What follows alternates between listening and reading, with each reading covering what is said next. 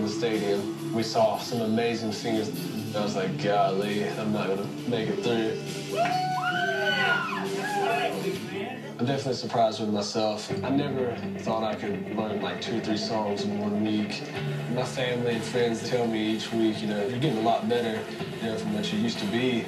And they really mean it, because they would tell me if something's bad. Like my brother-in-law told me the time of the season was pretty rough, so. They'll tell me the truth. I take this whole, experience seriously, but I have a fun seriousness about it. Do your other face. You just have to give it your best each time, because it could be your last. I'm just trying to push myself to go as far as I can.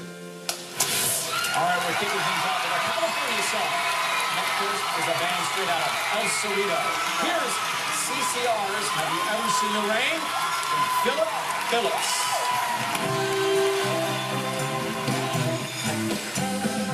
Someone told me long ago there's a calm before the storm, and I know it's been